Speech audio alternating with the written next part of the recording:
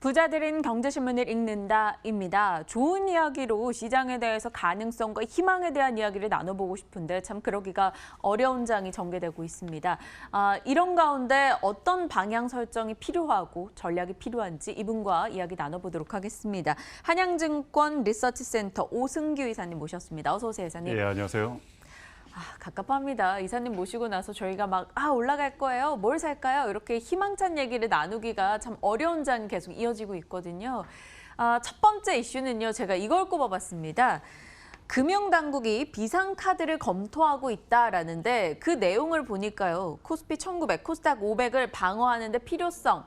이 부분에 대해서 많이 공감을 했다라는 겁니다. 그래서 거론되는 내용들이 공매도를 일정 기간 금지하는 조치에 대한 가능성 이야기되고 있고요. 증시 공동 안전 펀드를 조성을 해서 자금을 투입한다라는 내용 등이 있습니다. 이거 저희가 지푸라기 잡는 심정으로 기대를 해봐도 될 것인가? 물론 계획된 내용은 전혀 아니고요. 아직까지 나오는 이야기에 불과한데 어찌 보세요? 이 공매도 금지는 2008년, 2011년 과거에 한번 했었더라고요. 8개월, 3개월씩. 그때 약발이 있었었나요? 일단 공매도 자체를 금지하게 되면 그만큼 이제 선물, 예를 들어 이제 현 선물 자체에 대한 하락을 줄일 수가 있는 거죠. 즉 그를 통해서 이제 풋을 통한 이제 그 수익을 창출하려고 하는 이런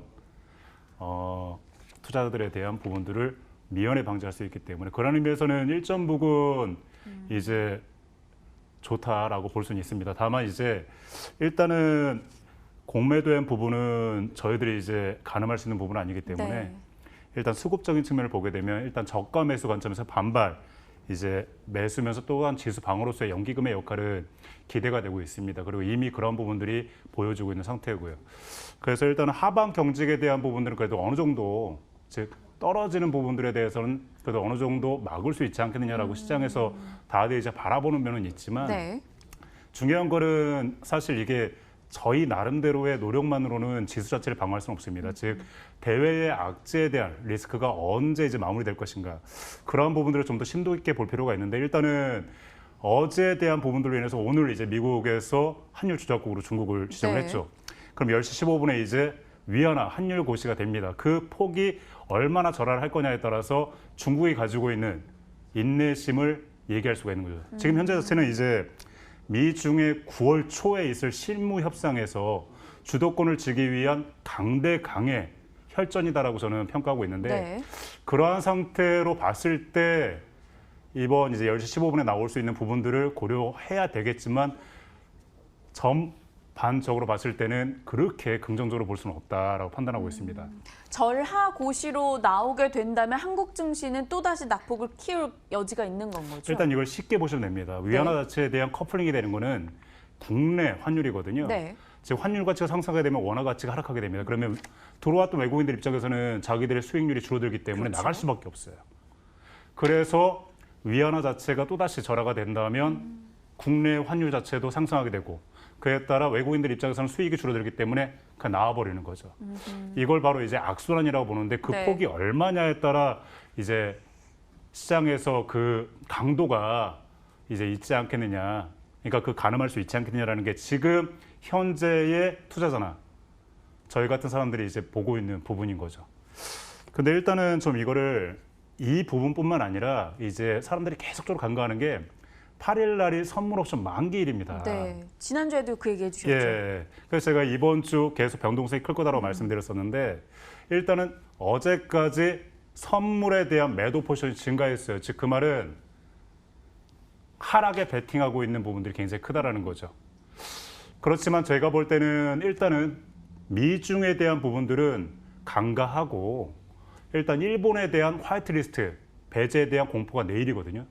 내일까지가 국내 증시에 가장 큰 영향을 미치는 시점이 아니겠느냐 저는 보고 있어요. 그래서 오히려 역설적으로 보게 되면 8일 선물 옵션 만기일 때는 오히려 지수가 반등할 가능성이 높지 않겠느냐. 그리고 그 다음 주까지는 차주까지는 오히려 끌어올리는 그런 모습을 나타낼 거다라고 보고 있지만 그 다음 주하고 그 다음 주가 문제인 거죠. 8월이 굉장히 깁니다. 그래서 차차 주부터 그 차차차 주 마지막 주를 보게 되면 그때 이제 지소미아 갱신일 검토가 있잖아요. 그때 이제 갱신을 해야 되나 말아야. 그 부분이 24일이고 28일 날 시행되는 부분이 나와 있습니다. 화이트리스트 배제. 그리고 그때는 또 MSCI 이머징 마켓에 대한 리밸런싱도 이제 마무리되는 부분이라 그래서 차주까지는 주가가 저는 개인적으로 이제 반등할 거로 보지만 그 다음 주부터 마지막 8월 마지막 주까지는 또다시 변동성이 확대되는 그 시점이 되지 않겠느냐. 그래서 지금 상태에서 굉장히 단기 트레이딩을 하는 것이 유효하다 만약에 한다면 근데 그렇지 않다면 차라리 그냥 현금 비중을 그대로 그러니까 가지고 있다면 신규 매수를 자제해라 라고 말씀드리고 싶어요. 알겠습니다. 오늘장에서 갑작스럽게 낙폭을 줄이는 걸 보고 저가 매수다 하며 조금 담아보신 분들 계실 겁니다. 이사님의 전략이나 의견에 동조를 하신다면 조금 짧은 트레이딩 관점에서 마무리 짓고 8월까지 긴 8월이 될 것 같죠. 각 변수들을 우리가 참고하면서 나의 그 매매 전략을 좀 세워보는 것 필요할 것 같아요. 첫 번째 전반의 시장과 앞으로의 일정에 대한 이야기 나눠봤고요. 두 번째는요. 너무 화가 나요. 오늘 낙폭 줄이고 올라갑니다. 뭐 신라젠도 하한가 풀렸고요. 뭐 일부 종목들 빨간불 강하게 켜고 있는데요. 네. 바이오주 폭락전에 반복되는 전주 현상이 있대요. 발표 직전에 임원이 주식을 팔고 공매도가 늘어난다라면서 신라젠, HLB, 코오롱 등이 올해 그러한 흐름이 있었다라는 겁니다. 실제로 들여다봤던 신라젠 대표나 전무가 빠르게 이렇게 팔아치워가지고 본인들은 현금을 챙겼더라고요. 예, 그들을 그렇죠. 믿은 이들 14만 명의 개인 투자자들은 정말 지금 땅을 치고 있는 상황이고요. 어떻게 봐야 될까요? 정말 신뢰 조각이라고는 남아있지 않아요. 전반의 바이오주 전략 주세요. 제가 지난주에도 똑같은 얘기를 했는데 바이오주 쳐다보지를 말자. 네, 맞아요. 하셨죠. 간시 그래서 배제하자라고 말씀드렸는데 일단 신라제 같은 경우는 시장에서 가장 안 좋았던 부분들 중에 하나가 이제 임원이 이제 지분을 매도한 부분이고 그 전에도 마찬가지였죠. 즉 그만큼 경영권을 가지고 있는 사람들에 대한 도덕성 자체가 해이해졌다라는 부분들은 그 업체뿐만 아니라 그 업종에 대한 신뢰성을 훼손시키는 부분이거든요. 그러니까 그러한 부분들을 봤을 때 일단은 신라제 자체로 인해서 그동안 이제 굉장히 안 좋았지만 그나마 이제 헬릭스민스나 매지온 등으로 해서 재촉발됐습니다. 약간의 기대감은. 네. 근데 이제 신라제너를 통해 가지고 일단 임상에 대한 기대치도 떨어지긴 했지만 거기에 더불어서 임직원들 즉 임원들의 그 도덕성 자체에 대한 해이가 불거지면서 사실적으로 바이오 업종 전반적인 투자 심리는 급격하게 악화될 수밖에 없다. 에라이 나쁜 사람들이에요, 정말. 그러니까 사실 그러한 부분들만 그러니까 R&D 파이프라인은 언제든지 이게 드랍이 될 수가 있습니다. 그런 부분은 저희들도 다 인정을 해요. 그만한 가치만 기업 가치에서 훼손되면 되는 거거든요. 근데 이제 경영진들의 도덕성이 훼손된다면 이거는 투자하는 것 자체를 꺼려할 수밖에 없는 구조라 그렇게 된다면 신라젠으로 촉발돼 있는 바이오 업종 전반적인 이제 그 사람들의 신뢰가 확 져버릴 수 있는 굉장히 안 좋은 선례라고 볼 수가 있는 거죠. 그렇죠. 신라젠 뭐 일부 종목들에서 촉발되는 이 불신이 결국 바이오 종목 내에서도 좋은 종목들은 분명히 있습니다. 그런데 그들 종목에까지 손이 미치지 못하게 한다라는 거죠. 일단은 그럼 바이오주에 대해선 지난주와 동일하게 지금은 쳐다도 보지 말자 의견 그대로 가져가는 거죠. 그대로 가져갑니다. 알겠습니다. 두 번째 이슈 점검했고요. 세 번째 가볼까요? 생각지 못한 쪽에서 또다시 급부상하는 흐름이 나타나고 있습니다. 비트코인. 비트코인이 언제부터 안전자산이 됐을까요? 시장이 이러다 보니까 비트코인이 대피처가 되고 있다. 이런 얘기가 나오고 있어요. 실질적으로 증시 하락하면서 비트코인 매수가 올라가고 있고 비트코인은 1,400만 원에 진입을 했습니다. 앞으로 채굴량이 줄여서 가격 상승이 계속 있을 것이다. 오늘도 뭐 우리기술투자 비덴트 등이 장 출발할 때 치고 나가더라고요. 좋죠. 어떻게 보세요? 이거 대피처가 된다고 보십니까?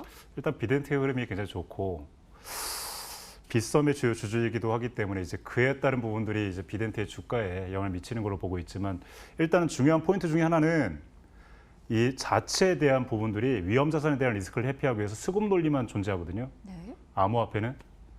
그래서 그 수급 논리만 존재하기 때문에 그 자체를 안전자산으로 보고 있는 거죠. 사실 그 전에 이제 비트코인이 가격이 확 다시 재차 올라왔던 거에 이제 페이스북이 리브라를 출시하겠다라고 네. 하면서 기대감 때문에 굉장히 많이 올랐었다가 이제 미국의 규제 당국 자체가 이거는 우리는 용인할 수 없다라고 하면서 한불 꺾였었던 상황입니다.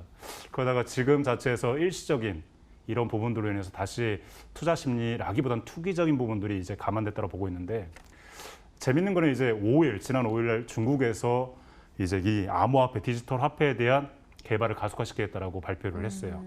즉 이쪽에서 얘기하는 거는 이제 미국에서 리브라 출시를 막는 동안 자기들은 개발해서 시장을 선점해 나가겠다. 중요한 거는 기준을 정립하는 게 굉장히 중요하거든요. 그래서 중국 자체가 그 기준을 정립하면서 시장을 가져가겠다는 논리이기 때문에 일단 그런 기준이 정립된다면 저는 굉장히 좋게 봅니다. 디지털 네. 화폐에 대해서는. 근데 현재와 같은 경우는 기준이 정립되기 전이기 때문에 투기성이 굉장히 크다. 그래서 이러한 부분들 자체에 대해서 단기적인 투기 양상이기 때문에 큰 기대는 하지 말자라는 게 저의 결론입니다. 알겠습니다. 네. 심플하게 정리해 주셨네요. 저희에겐 충분한 참고가 될 것 같습니다. 네 번째 볼까요?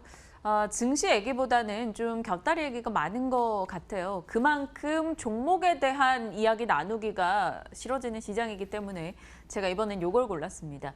인버스 투자자들이 웃고 있대요. 지수가 급락하면 반대 매매가 속출해서 또다시 지수가 급락하는 네, 악순환이 있다 보니까요. 하락의 수익을 내는 인버스 ETF 평균적으로 다 봤더니 3개월 수익률이 27에서 30%라고 합니다.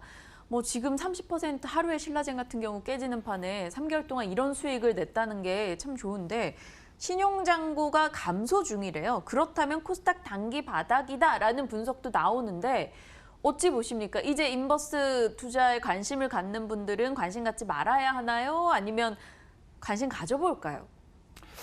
일단은 시종잔고를 우선적으로 보게 되면 이게 이제 지난주부터 시종잔고가 확 줄어들기 시작했어요. 뚝뚝 떨어졌으니까요. 예. 네. 그만큼 이제 반대 매매 많이 나왔다고 이제 판단하고 있는데 그러나 또 이게 역설적으로 보게 되면 작년 10월 달에 주가 급락했을 때보다는 아직은 적은 편이거든요. 그러니까 그만큼 내려가야 되느냐 말아야 되느냐가 지금 시장의 관심이기도 합니다. 그렇지만 일단 제가 볼 때는 코스닥 자체의 전반적인 시총을 좌지우지하고 있는 거는 바이오 업종이에요. 즉 지금 보면 코스닥이 올라왔던 것도 신라젠이 이제 하한가 풀려가지고 다시 네. 반등하면서 이런 상태가 됐던 거고 그나마 또 바이오 업체들 자체가 지금 주가가 좀 살아나고 있는 형국 때문에 코스닥이 다시 살아나는 이런 모습이라 사실 바이오 업종에 대한 투심이 악화되면 악화될수록 코스닥에 대한 투자에 대한 부분들 자체는 또 쉽게 판단하기는 굉장히 힘듭니다. 그러나 저는 아까 처음에 시장을 말씀드린 것처럼 일단은 8일 이후에 대한 모습은 차주까지는 좋을 거로 보기 때문에 그때는 코스닥에 대한 모습도 굉장히 좋아질 거다. 그러니까 단기적으로는 그 시점에 만약 신규 매수를 한다면 그때 하시라라는 말씀드리지만 저는 개인적으로는 지금 자체에서는 투자는 그렇게 이제 좋다고 보지는 않습니다. 그러니까 즉 역설적으로 인버스가 아직까지 낮다는 얘기죠. 예. 그러면 말씀 주신 전략을 감안을 해봤을 때는 인버스 샀다, 레버리지 샀다, 인버스 샀다 이렇게 하고 다니는 건 너무 에너지 낭비겠죠? 그렇죠. 사실 그 트레이딩에 민감하신 분들은 그렇게 하시면 되는데 일단 인버스 자체도 이제 만약에 주가가 올라가게 되면 즉 지수가 상승하게 되면 수익은 떨어질 수밖에 없는 구조잖아요. 그러니까 그러한 부분들을 잘 이용하신다면 뭐 좋을 수는 있겠지만 저는 그렇게 뭐 저는 중장기적으로 이제 투자하는 스타일이라 권유하는 편은 아닙니다. 그러면 이사님께서는 지금 시장을 놓고 봤을 때 일단 지금은 무조건 현금일까요? 지금 자체에서는 신규 매수를 자제하는 거죠. 현금 비중을 높이는 게 아니라 생각해보세요. 현금 비중을 높인다는 의미는 팔아야 되잖아요. 그렇죠. 네. 신규 매수를 지금 자제할 타임이지 지금 자체에서 다른 걸 굳이 이미 본질적인 기업 가치가 훼손되지 않는 상태에서 대외 악재로 인해 떨어진 이런 부분들 때문에 굳이 그 자체를 현금화시킬 필요가 있겠느냐 저는 그런 생각을 하고 있어요. 그래서 신규 매수만 자제하고 현장성으로 홀딩 관점으로 가는 것이 낫다라는 판단을 하고 있습니다. 알겠습니다. 시장 전반에 대한 또 궁금증이 가득했었던 부분들에 대한 전략 챙겨주셨습니다. 저는 개인적으로 이사님의 의견에 몹시 동의를 하고 받아들이고 있는 편인데요. 여러분은 어떻게 느끼실지 궁금해지네요. 참고하시면서 전략 챙겨보시길 바랍니다. 한양증권 리서치센터 오승규 이사님과 전략 챙겨봤습니다. 감사합니다. 네, 고맙습니다.